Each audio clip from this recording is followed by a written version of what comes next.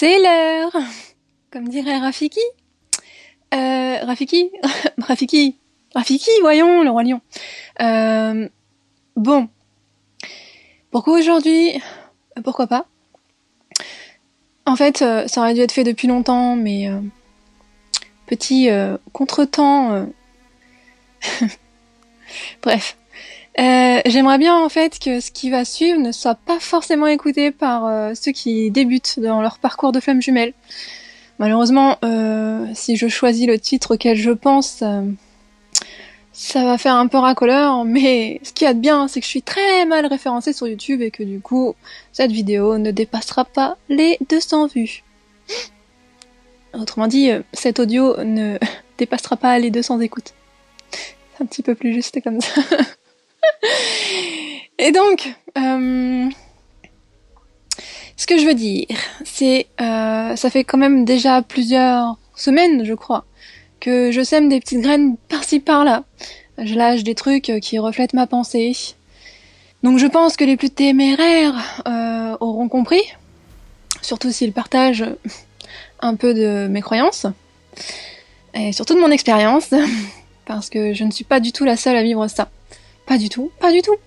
Et c'est bien pour ça que je la ramène, sinon je me serais contentée de me dire que j'étais juste pas une flamme jumelle et que voilà. Mais en fait, à croire que c'est justement tout le contraire. Parce que je ne suis pas seule et les personnes qui vivent la même chose que moi ou en similaire, ils sont très flammes jumelles en fait, hein, dans la personnalité, dans le travail effectué, dans la spiritualité, dans les rencontres, bref. Y a pas la place au doute quant au fait que toutes ces personnes et moi-même sommes bien flammes jumelles. Donc sont bien des éveilleurs. Petite dédicace. Certainement pas des éveilleurs de la fausse lumière. Petite dédicace encore. Bref, donc justement pas, tu vois. Justement pas. Pas du tout fausse lumière, puisque la fausse lumière, c'est tout ce qui vous rabâche la même chose, tous ceux qui vous maintiennent la tête sous l'eau dans ce concept, parce que c'est un petit peu leur gagne-pain, parce que sans vous ils ne sont rien. Je veux dire, de toute manière, quand on cherche à faire du fric de sa passion, entre guillemets, ça ne peut pas se faire sans autrui. L'argent ne se gagne pas sans rien faire. Ça ne pousse pas non plus. Donc, il faut bien agir en conséquence pour obtenir de l'argent. Et ce n'est pas un problème, ça marche pour tous les domaines, et je ne reproche rien à personne, parce que les personnes qui vous disent ça, qui vous maintiennent la tête sous l'eau, tout en essayant quand même de vous aider, je pense qu'ils sont d'une très bonne volonté, pensent vraiment faire ce qu'il faut, pour la plupart. Certainement pas pour tous, non, mais pour la plupart. Peut-être qu'on pourrait dire qu'en fait, il y a deux vérités. Tout dépend de son état de conscience, en fait. Et personne n'est mieux que l'autre. C'est pas parce que une personne va croire en la première vérité qu'elle est supérieure à celle qui va croire plutôt en la deuxième vérité. La vérité, personne ne la détient, et c'est la dernière fois que je le dis, promis. Alors ça me fait penser à la Bible. Je prends celle-là, hein, parce que c'est l'exemple le plus concret. C'est un livre. En fin de compte, aujourd'hui, si des personnes sont croyantes, c'est parce qu'elles se basent sur des écrits. D'accord ? Et les flammes jumelles, c'est un peu la même chose, en fait. Des personnes se basent sur des écrits qu'elles nous retransmettent, parfois à leur façon. Et puis donc, quand on arrive dans ce concept, on se dit, c'est forcément vrai. Parce que ce que j'entends, c'est bien ce que je vis, en fait. Alors oui, moi aussi, ouais, je colle à la théorie du début. théorie du début, c'est... il y a un chaser, il y a un runner, il y a surtout deux personnes qui se rencontrent avec deux profils psychologiques opposés. Et autour de ça se passent des choses un petit peu magiques, spirituelles, beaucoup spirituelles. Et peut pas faire autrement que de se poser des questions par rapport à cette relation. Donc, soit ça nous tombe tout cuit dans le bec, c'est-à-dire que voilà, on tombe sur l'info des flammes jumelles, et vu ce qu'on vit, ça nous parle de suite. Soit on fait des recherches pour essayer de comprendre le bordel qu'on est en train de vivre, et pareil, on tombe sur les flammes jumelles. Forcément, c'est pas compliqué. Ça l'est de moins en moins d'ailleurs, puisque maintenant les flammes jumelles sont partout. Tout le monde en parle. Même des personnes qui à la base ne sont pas destinées ou dédiées à parler de ce concept. Des personnes qui font autre chose, qui sont coach, thérapeutes en tout genre. Et maintenant tout le monde se met à parler des flammes jumelles. Parce que tout le monde aurait rencontré sa flamme jumelle, en tout cas beaucoup. Hein. D'accord, très bien. Il y a de plus en plus de tirages aussi. Vous aimez beaucoup les tirages, alors je dis vous, pas forcément ceux de ma chaîne, hein, donc vous inquiétez pas, hein, je sais que vous n'êtes pas comme les autres. Ça veut pas dire que c'est mal de regarder des tirages, mais je veux dire la majorité de ceux qui m'écoutent ne sont pas ces mêmes personnes qui vont regarder des tirages à tout va. Bien sûr qu'il doit y en avoir, ce n'est pas un problème, j'ai fait la même chose. Mais en fait, chaque personne a son public, hein. Voilà. D'ailleurs, une petite info que je peux glisser, c'est que en fait, puisque je fais des audios, depuis maintenant plus de 13 mois, quelqu'un m'a fait découvrir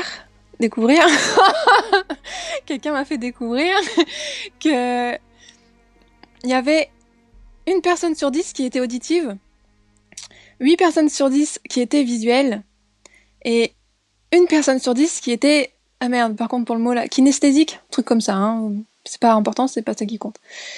Donc en fait, ça explique pourquoi j'ai l'audience que j'ai. En plus du fait que je suis quelqu'un donc qui se livre et que ça ne plaît pas à tout le monde, mais en fait, du coup, je ne pourrais jamais avoir plus que ce que j'ai là. Et c'est très marrant en fait. C'est un truc auquel j'avais pas pensé. Je ne savais pas que des personnes, par exemple, les personnes qui étaient en majorité visuelle, ne pouvaient pas supporter les audios. Je pensais que c'était en fonction de la personne. Voilà. Non, je ne peux pas écouter une personne parce que sa voix ne me va pas, enfin sa façon de faire, ce qu'elle dit ne me va pas. Mais en fait, non, il y a des personnes qui ne sont pas forcément en désaccord avec la personne, mais ne peuvent pas adhérer à ce concept. Ils peuvent adhérer un temps et à un moment, ils en ont marre, quoi. Donc, c'est plutôt intéressant. J'aime beaucoup cette petite explication. Donc, du coup, si vous m'écoutez depuis longtemps, c'est que vous êtes, peut-être en majorité auditif. C'est marrant, hein. Donc voilà. Revenons à nos moutons. Justement, moutons, c'est bien. C'est tout à fait ça. Donc voilà. Ce que je crois, et ce que d'autres personnes croient aussi, non pas parce que c'est une idée, une intuition qu'ils ont, mais c'est parce que l'expérience les force à croire ça, en fait. Voilà. En fait, les flammes jumelles. Le concept des flammes jumelles existe-t-il ? Les flammes jumelles existent-elles ? Le concept des flammes jumelles, je ne nie pas qu'il existe. Mais force est de constater que la théorie diffère beaucoup, beaucoup trop de la pratique. Déjà, je peux commencer par le cas Chaser et Runner, le profil psychologique des flammes jumelles. Quand on commence, quand on découvre, surtout grâce à Fabien Marchand, on cherche à savoir à quel profil on correspond. Déjà, la plupart du temps, on sait qu'on est chaser. Parce que le chaser, c'est celui qui reconnaît l'autre en premier. C'est, comme on dit, le premier éveillé à la relation. Donc déjà, voilà, quand on arrive là-dedans, on se dit, voilà, déjà, ça peut être que moi, hein, puisque je ne nie pas l'amour que j'ai pour l'autre, c'est moi qui a tout remarqué, c'est moi qui lui a tout dit, c'est lui qui m'a fui, blablabla. Bla bla bla. Donc déjà, d'entrée, on se dit on est Chaser. Et on peut, du coup, s'auto-convaincre qu'on l'est, alors que pas forcément. Parce que quelques mois plus tard, on peut recommencer toutes les vidéos de Fabien et admettre cette auto-persuasion. Se rendre compte qu'au final, non, en fait, je me suis laissé aveugler là. Non. Et puis au final, ce qui est dit par Fabien Marchand, ça remonte quand même la plupart du temps, enfin oui, même tout le temps, enfin souvent, à l'enfance. Et honnêtement, qui a des souvenirs très précis de son enfance avant ses 6 ans, je veux dire, on n'est pas des masses quand même. Hein. Et puis, il y a aussi les souvenirs qu'on peut se créer soi-même. Hein. C'est très connu en criminologie, tout ça. Donc, bref, l'auto-persuasion, à ne pas négliger du tout. En fait, ce qui est marrant, c'est que on peut se reconnaître dans les deux profils. Moi, j'aurais bien voulu jouer à un truc, mais j'ai évidemment pas la patience et j'en vois pas l'intérêt. Mais prendre des infos par-ci par-là du chaser et du runner, mettre tout dans un bocal, tout mélanger, et tirer au sort un petit papier avec une info dessus et faire le test de qui est ça. Voilà, qui représente cette petite phrase. Plutôt le chaser ou plutôt le runner. Et bien sûr, ça c'est avant de connaître tout, hein, parce que maintenant, les initiés, on en connaît un rayon. Hein. Quoique des fois on peut quand même se mélanger les pinceaux, n'est-ce pas moi-même. Mais enfin voilà quoi. C'est ça qui sera intéressant, plutôt que de savoir à chaque fois à qui correspond l'info. De faire ça les yeux bandés. C'est ça qui sera vraiment intéressant. Là, on serait dans le vrai quoi. Évidemment, ça serait un bordel monstre à faire. C'est pas possible. Donc, voilà. Ensuite, c'est toujours plus difficile de... Parce que je suis pas la seule. Hein. De savoir ce que l'on est. Alors, du coup, on se base sur notre jumeau, pensant qu'on le connaît tellement bien, voire plus que nous-mêmes, en fait. Je dis pas que c'est faux, parce que c'est vrai des fois. Mais voilà, en fait, on projette ce que serait notre jumeau. Ou notre jumelle. Hein. Et ça, ceci, c'est une grosse erreur. Donc voilà, déjà, entre l'auto-persuasion, entre le fait de se baser plus sur ce qu'est sa flamme jumelle que sur ce qu'on est nous-mêmes, parce que nous on a des doutes, on fait je sais pas trop, alors je vais me baser sur lui. Bizarrement, ça colle vachement bien quand on pense à l'autre. Et voilà, du coup, par déduction, on se dit, si lui est ça, moi je suis ça. Voilà. Donc déjà, 2 points compliqués. Et puis après, on peut passer à autre chose, hein, parce que je pense qu'il y a encore des choses à dire, mais bon. On en arrive à la grande théorie. Voilà. Une âme scindée en deux. L'une, chaser, l'autre, runner. Je vous refais pas l'histoire, on la connaît tous, hein, en long, en large et en travers. Ah là là là là là là, toute une histoire. Bon, je pense que personne n'osera me contredire. Tout ceci est théorique, hein. On n'a pas le moyen de le vérifier, d'accord ? Ça va, tout le monde est ok avec moi ? C'est bon ? Je reçois pas des tomates et des œufs pourris, non, c'est bon, nickel. Ouf. Donc, ensuite, il y a tout ce qui est dit autour de ça, un petit peu mystico, voilà, et donc, on écoute l'histoire, c'est joli, hein, c'est bien ficelé, hein. C'est un beau truc quand même, hein, flamme jumelle. Presque aussi beau que la Bible, dis donc. Ouais, ça en jette, hein. Ça en jette grave. Puis quand même, il y a ce qu'on vit. Et comme j'ai dit au début, je crois, on colle à la théorie. Pas forcément dans tout d'ailleurs. Des fois, c'est ce qui nous met un petit peu la puce à l'oreille, ça nous fait douter. Merde, je colle pas à ça. Pourtant, c'est un truc essentiel ou ça c'est insignifiant, j'y colle pas, mais c'est pas bien grave. Hein. Puis il y a certainement des personnes qui collent tout à fait à tout. Hein. Vraiment. Moi, j'en suis pas loin. Hein. Il y a quand même des trucs un peu space, mais ça... c'est normal. Enfin, c'est normal. Je sais pas comment dire, mais bon, bref, ça me regarde. C'est juste mon runner qui est un petit peu space. Il est pas tout à fait comme les autres runners, mais c'est parce que je suis pas tout à fait comme les autres chasers. Donc ben voilà. Comme j'ai dit, je ne me base pas que sur mon vécu pour faire cet audio.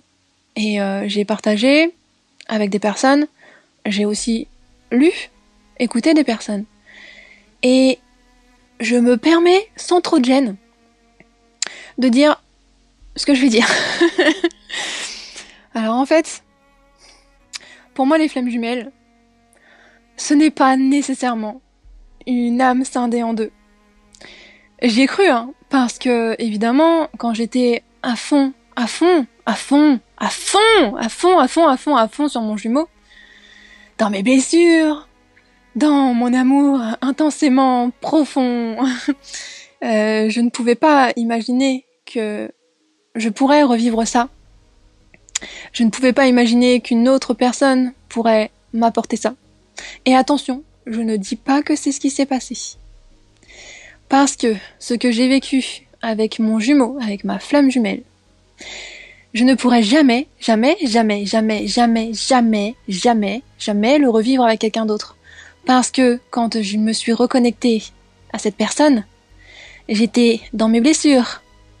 J'étais encore dans ma dépendance affective. Soft, hein, pas le cas psychiatrique. Mais la dépendance affective commune, que 80% des personnes ont, au minimum. J'étais encore avec cette envie de trouver ma moitié, cette envie de fusion, cette envie de contrôle, tout ce qui fait un bon chaser. Et tout ceci, je ne le suis plus. Voilà. Aujourd'hui, si j'ai envie de fusionner avec une personne, ce n'est pas pour me sentir complète, mais juste parce que la fusion, c'est de la balle.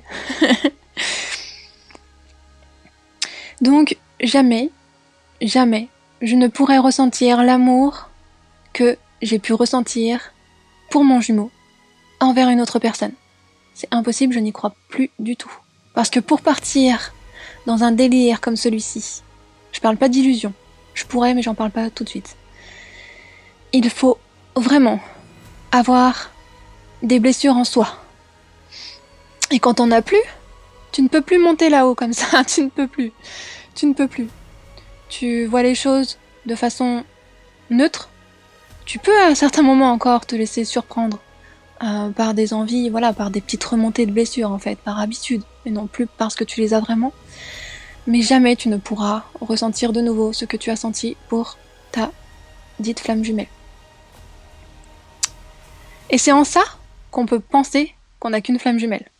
Parce que les personnes oublient que depuis ça, elles se sont guéries. Et que c'est normal qu'elles ne peuvent plus ressentir pour qui que ce soit quelque chose d'aussi fort. Et si je précise ça, c'est parce qu'elles peuvent rencontrer une personne qui leur rappelle ce qu'elles ont vécu avec leur flamme jumelle, mais parce qu'elles ne ressentent plus cette intensité, cette chose mais énorme, elles pensent que du coup, ce quelqu'un n'est rien du tout. Et elles passent à côté de quelque chose. C'est pas grave, hein. Tu passes à côté de quelque chose, l'univers est sympa, et il y a moyen qu'il te remette la même personne sur la route un petit peu plus tard, ou qu'il t'en donne une autre. Sympa l'univers, hein, quand même, hein. Donc voilà, j'ai eu une flamme jumelle. Je dis pas que c'est mort, je dis pas que jamais il pourra se passer quelque chose, jamais il y aura réunion, jamais il y aura amour possible. Je ne dis rien en fait, parce que ça je ne sais pas. Mais à l'heure d'aujourd'hui, moi j'ai accepté que mon jumeau fasse autre chose de sa vie. Et ça ne me dérange pas du tout, parce que si ça devait me déranger, comme ça en dérange encore beaucoup, ça voudrait dire que j'ai toujours pas réussi à trouver mon bonheur toute seule. Et si ça avait été le cas, il y aurait eu un petit foirage dans le travail de flamme jumelle, quoi. Ou encore du boulot, tout simplement. Parce que, bon, voilà, quoi. Donc, effectivement, je n'attends plus du tout que mon jumeau me rende heureuse en revenant. Je n'attends plus du tout que ma flamme jumelle m'apporte cette spiritualité que j'ai finalement en moi, mais que je ne sais pas voir. Je n'attends plus que ma flamme jumelle souhaite vivre avec moi. Je n'attends plus que ma flamme jumelle m'aime comme il n'a jamais aimé personne. Moi, je veux juste que mon jumeau soit heureux, même si c'est sans moi. Bon, ça fait quand même longtemps, maintenant que je le dis. Et s'il n'y arrive pas, il sait où me trouver. Ce que je crois donc, c'est que les flammes jumelles ne sont donc pas ce qu'on nous rabâche, mais que la flamme jumelle, c'est une énergie, flamme, énergie, et que cette flamme jumelle peut se retrouver presque dans n'importe quelle personne avec qui nous aurions une très très grosse affinité. Pour diverses raisons, soit parce que nous nous sommes connus dans des vies antérieures, soit parce que il y a reconnaissance. Écoutez mon audio sur les liens d'âme. Et donc soit parce que cette personne en qui s'installe la flamme jumelle est de notre vibration. Ça, c'est une théorie à laquelle je peux facilement croire. Parce que je me permets de parler de lui puisqu'il était censé être là. Et il ne l'est pas, tu m'en veux pas, mon coco. D'ailleurs, il faut que j'essaye de vous mettre en description un petit message. Et donc, mon meilleur ami spirituel a aussi, tout comme moi, rencontré une flamme jumelle bis.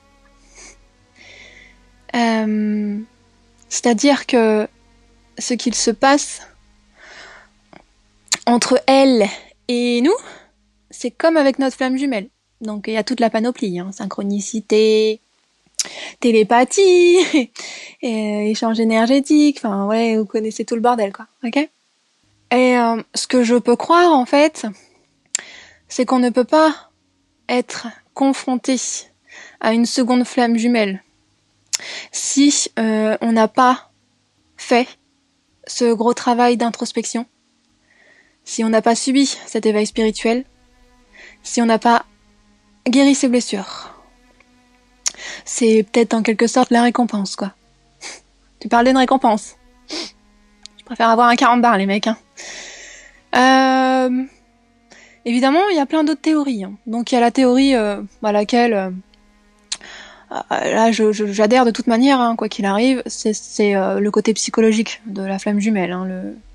Voilà, on rencontre une personne qui est notre opposé psychologique. Du coup, c'est très... très très très attirant. Mais pas que. Repoussant aussi. Et du coup, ça fait de l'électricité dans l'air. Encore de l'énergie, nom de Dieu. Et voilà, on peut après, de par la souffrance que ça engendre, rentrer en soi-même. Donc faire une introspection. Et subir un éveil spirituel. Parce que il n'y a pas que les personnes qui rencontrent leur flamme jumelle qui subissent un éveil spirituel et qui sont forcées d'entrer en eux-mêmes pour voir ce qui va pas. Non, il n'y a pas que les flammes jumelles qui vivent ça. Il y a aussi ceux qui subissent un décès d'une personne très proche.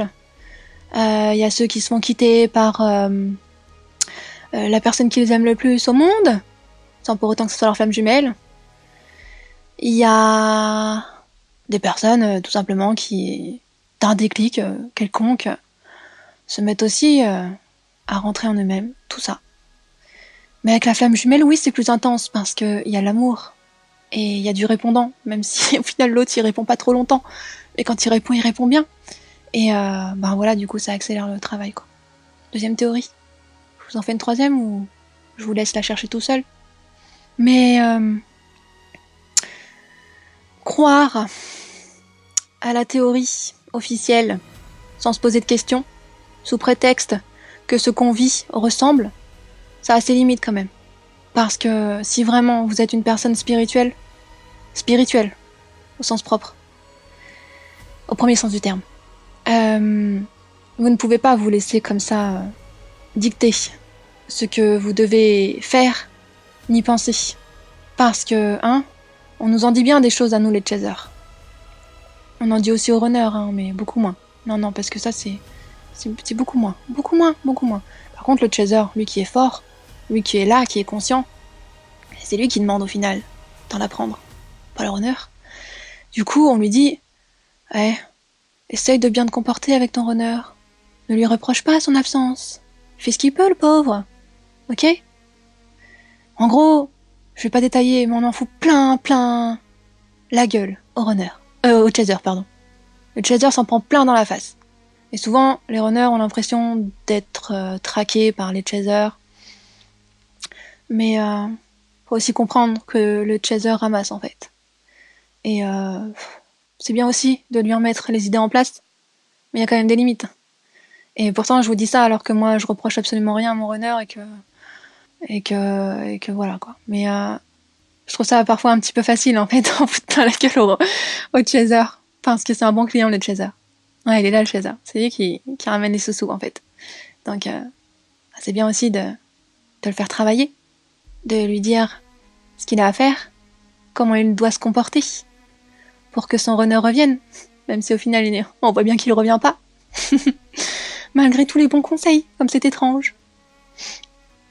Alors voilà, il y a des chasers qui sont rebelles, et au final, il y a même des bonnes surprises parfois, parce que, certains de ces chasers rebelles, arrivent à avoir des nouvelles de leur runner, alors que les autres qui font pourtant tant d'efforts n'en obtiennent pas.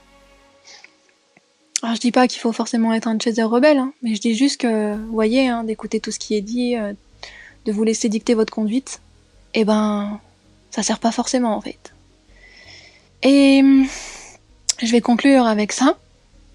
Une fois que vous vous êtes reconnecté à votre soi, que vous avez donc fait un gros travail grâce à la souffrance que votre relation de flamme jumelle a engendrée, vous avez l'opportunité de rencontrer des personnes qui sont comme vous ou qui recherchent comme vous, même si elles sont différentes de vous, des personnes qui vous enrichissent mais d'une manière phénoménale. Vous découvrez enfin ce qu'est l'amour tranquille, l'amour paisible, l'amour pur, l'amour sans violence, l'amour sans blessure. Et tout ceci n'aura pas été possible sans cette flamme jumelle qui n'est pourtant toujours pas là. Mais quelle importance, puisque vous avez tout aujourd'hui. Enfin, vous êtes censé avoir tout à un moment donné. Sur ce, je vous laisse. Je vous abandonne, mes petits chasers, et mes quelques petits runners, que j'aime. Et je vous dis à une prochaine. À plus.